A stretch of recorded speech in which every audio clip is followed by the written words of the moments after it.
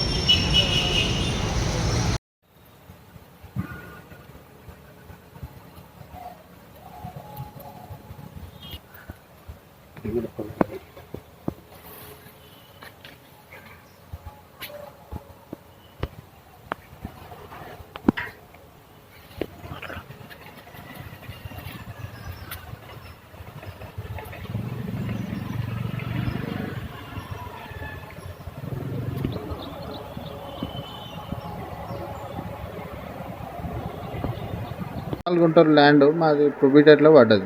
ప్రొబిటెట్ పడితే మేము ఎంఆర్ఓ గారిని జాయింట్ కలెక్టర్ గారిని మేము అప్రోచ్ అవ్వడం జరిగింది. ఇది ఎట్లా పడ్డది, అసలు దీనివల్ల పడ్డదా అంటే అదేదో ఇష్యూ ఉండొచ్చు అన్నాడు. ఏమి ఇష్యూ ఉందంటే అందులో ఏమీ ఇష్యూ లేదు. వాళ్ళు స్వతహాగా చెక్ చేసి చెప్పినా కూడా ఏమి ఇష్యూ లేదు. మరి ప్రొబిటెట్లో ఎట్లా పడ్డదంటే మీరు అప్లై చేసుకోండి మీ సేవలో, మేము దాన్ని తీసేసాం ప్రొబిటెట్లోకి వెళ్ళి అని చెప్పారు. అప్లై చేసుకున్న తర్వాత ఎంఆర్ఓ గారు జెన్యున్గా రిపోర్ట్ పెట్టిర్రు, ఆర్డీఓ గారు పెట్టిర్రు. జాయింట్ కలెక్టర్ గారి దగ్గర పోయినాక మదన్ మోహన్ రెడ్డి లే ఇది ఫైలు నీది అంతా జెన్యున్ ఉండొచ్చు, వాళ్ళ సొంత మనుషులది, సొంతం చదువు చెప్పిన టీచర్స్ కూడా చేస్తలేరు వాళ్ళు, మీకు 8 లక్షలు ఇస్తేనే మీకు ఇది పని ప్రొబిటెట్లోకి వెళ్ళిపోతుంది. అరే ఇష్యూ ఎందుకు తీసేస్తారు, ఎందుకు ప్రొబిటెట్లో పెడతారంటే ఇక అవన్నీ కాదు, అవన్నీ అంటే తర్వాత చూసుకో, అవి కొన్ని లక్షలు పెండింగ్ ఉన్నాయి, వాటితో పాటు కూడా ఇది ఉంటారని అంటారు.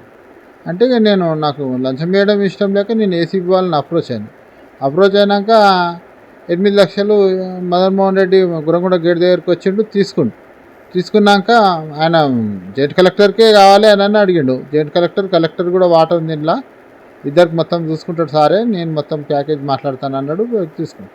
ఇక్కడికి వచ్చినాక 8 లక్షలు ఆయన తీసుకోగానే ఏసీబీ వాళ్ళు పట్టుకోరు, రెడ్ హ్యాండెడ్గా పట్టుకోగానే ఏమన్నాడు ఆయన, నాకు సంబంధం లేదు, ఇది నేను భూపాల్ రెడ్డి గారికి ఇవ్వాలి, ఇది మొత్తం ఆయనకే సంబంధం అంటే ఆడికెళ్ళి ఆయన ఫోన్ చేసిండు భూపాల్ రెడ్డి గారు, ఫుల్ అమౌంట్ తీసుకొని రా అని అన్నారు. పోయి ఇస్తుంటే భూపాల్ రెడ్డి తీసుకోగానే ఏసీబీ వాళ్ళు పట్టుకోరు. ఇది మాలాంటి వాళ్ళకే ఇట్లుందంటే అసలు వ్యవసాయం చేసుకునేటోడు భూమి ఉంటే ఇక వానికి ఉల్టా ఇక పైసలు సంవత్సరం 2 సంవత్సరాలకు అది ప్రొబిటెట్లో పడడము, తీపించుకోవాలంటే ఒక మూల అమ్ముకోవడం, అట్లా అయిపోయింది. రెవెన్యూ వ్యవస్థలు ఉన్నంత అవకతవకల్ని ఆసరగా తీసుకొని డబ్బులు విచ్చలవిడిగా వసూలు చేస్తారు. ఎవరు సమాధానం చెప్పమంటే అది నీకు మెసేజ్ వస్తుంది అంటారు. సీరియల్ వైజ్గా కూడా లేదు, అప్లికేషన్ ఫస్ట్ది, సెకండ్, థర్డ్ సీరియల్ వైజ్గా ఉండి రిజెక్ట్ అయితే రిమార్క్స్ అని అంటున్నారు. రిమార్క్స్ ఇస్తలేరు, ఏమి ఇస్తలేరు. అప్రూవల్కి ఏమో డిస్ట్రిక్ట్ లెవెల్ స్క్రూటినీ కమిటీ అంటున్నారు, అది అన్నీ వచ్చినాయి కూడా చేస్తలేరు. మినిమము 10 లక్షలు లేని ఫైల్ కదులుతలేదు ఆడ. దీని మీద ప్రభుత్వమే చర్య తీసుకోవాలి. అది మాకైతే లంచం వేయడం ఇష్టం లేక నేను ఏసీబీకి పట్టించిన నేను. అంతే. Thank you.